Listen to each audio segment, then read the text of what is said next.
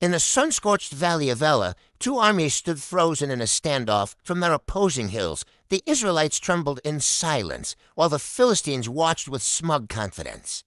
Their certainty came from one man, a giant named Goliath of Gath.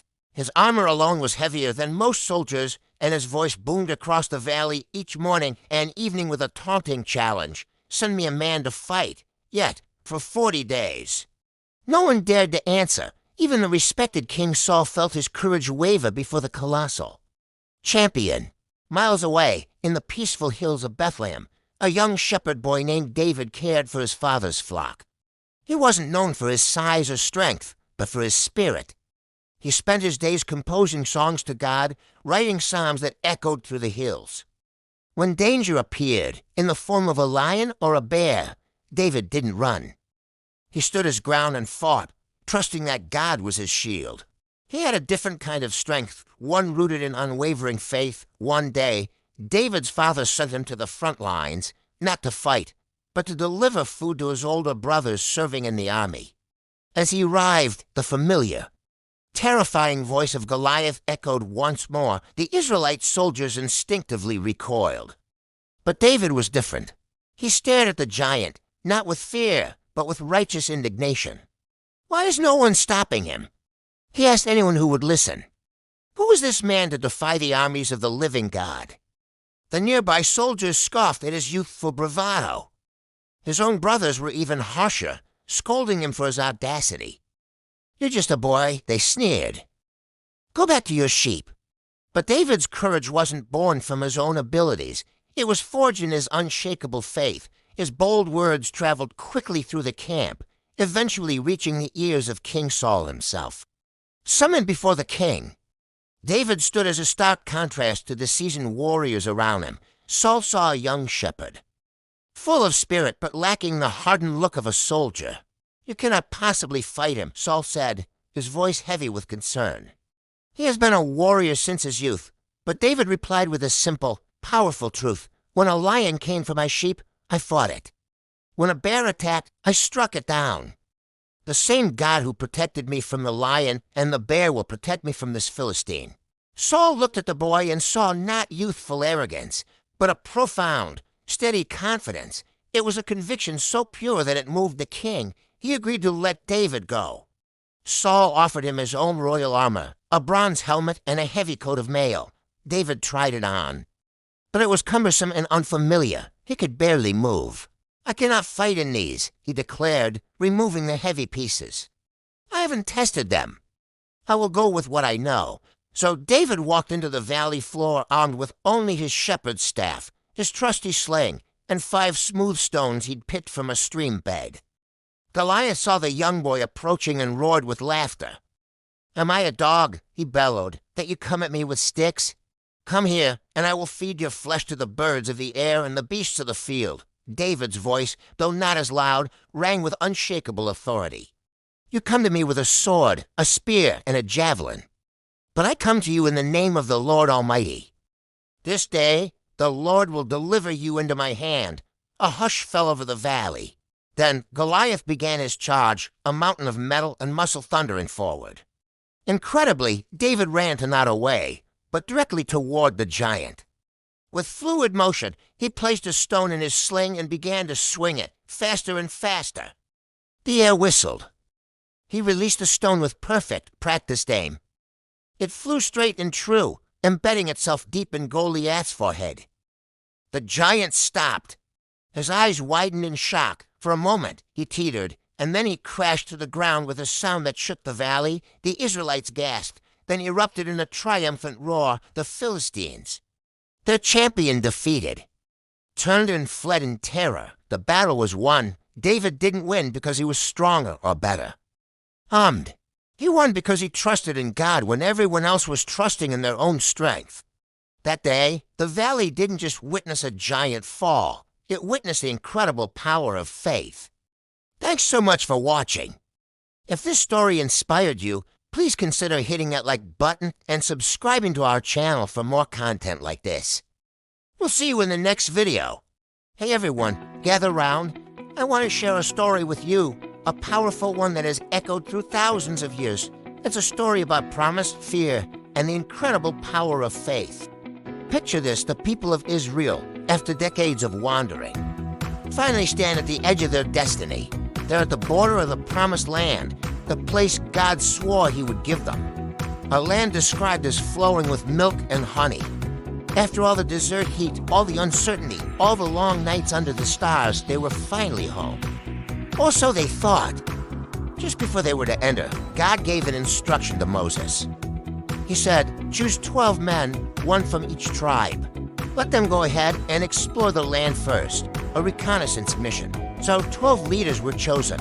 Among them were 2 men you'll want to remember, Joshua and Caleb. These weren't just ordinary men. They were men whose hearts were absolutely convinced that God was on their side. So these 12 spies slipped quietly into the new territory. And what they saw, it was breathtaking. The land was everything God had promised and more. Lush green valleys, fields ripe for harvest, and fruit so large and sweet it seemed almost unreal. In fact, they found a single cluster of grapes so massive that it took 2 grown men to carry it on a pole between them. Can you imagine? That's how abundant, how blessed this land was. It was tangible proof of God's goodness, but they saw something else too, something that made their hearts pound in their chests. The cities in this beautiful land were fortresses, with walls so high they seemed to scrape the sky, and the people who lived there, they were formidable, powerful, well-equipped warriors. To the spies, some of them looked like giants. These were not people you'd want to pick a fight with. The spies felt small, insignificant, after 40 days of scouting. They returned to the Israelite camp. The entire nation gathered, buzzing with anticipation. Eager to hear the report, the spies started by showing everyone the proof of the land's goodness. They held up that giant cluster of grapes and declared, "The land truly flows with milk and honey," just as God said.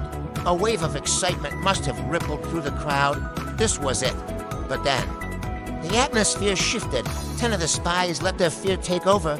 Their voices dropped. But they said, "The people there are powerful. The cities are heavily fortified. We saw giants there, and we felt like grasshoppers next to them. There is no way we can conquer that land." Just like that. A single word, but poisoned the entire atmosphere. The excitement vanished, replaced by a cold.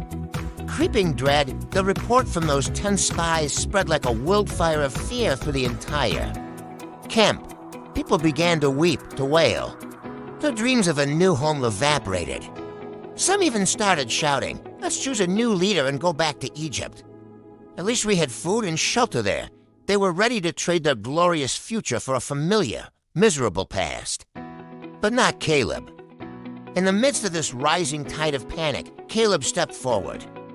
His voice was strong, sure, and bold. He silenced the crowd and said, "We should go up and take possession of the land, for we can certainly do it." He wasn't looking at the giants. He was looking at God, Joshua, his faithful companion. Stood with him, he pleaded with the people. "The land we passed through and explored is exceedingly good. If the Lord is pleased with us, he will lead us into that land, a land flowing with milk and honey, and will give it to us. Only do not rebel against the Lord. And do not be afraid of the people of the land, because we will devour them. The protection is gone, but the Lord is with us. Do not be afraid of them." They were trying to remind everyone of the promise, of God's power. But it was too late. The people had already made their choice. They listened to the 10 voices of fear, not the 2 voices of faith. They chose to believe in the size of the giants rather than the size of their God. And that choice had a devastating consequence. Because the people allowed fear to rule them, God delivered a sobering judgment. He said that for every one of the 40 days the spies had explored the land, the people would wander in the desert for a year. 40 years, an entire generation, consumed by the wilderness, would never see the promised land. They were so close, yet their fear pushed it a lifetime away. Only 2 men from that entire generation would live to enter the land. Who were they? Joshua and Caleb, the ones who believed, the ones who held on to the promise. Even when it looked impossible, 40 years later, as old men, they walked into the land God had promised them because their faith never wavered. So what does this ancient story teach us today, right here, right now? It teaches us that we all have a choice in our lives. We will all face giants. These could be challenges at work, financial struggles, health issues, or relationship problems. We'll see the promise God has for us, but we'll also see the intimidating walls and the powerful obstacles standing in the way. And in that moment, we have to decide which report we're going to believe. Are we going to listen to the 10 voices of fear that tell us we rate as small to weak, that the problem is too big, that we're just grasshoppers? Or are we going to be a Caleb, a Joshua? Are we going to silence the doubt and declare that if God is with us, we can absolutely overcome? Faith isn't about ignoring the problems. The giants were real. The walls were high. Faith is about seeing the problem, but choosing to focus on a God who is infinitely bigger. It's about remembering his past faithfulness and trusting his future promises. It's about knowing that with him, the odds are always in our favor. So the next time you feel like a grasshopper facing a giant, remember this story. Remember Joshua and Caleb. Choose faith over fear. Hold on to the promise. Because the God who brought the Israelites to the edge of their destiny is the same God who is with you today. Thanks so much for watching and for letting me share this with you. If this story resonated with you, please hit that like button and subscribe for more content that I hope will encourage and inspire you. Until next time, hold on to faith.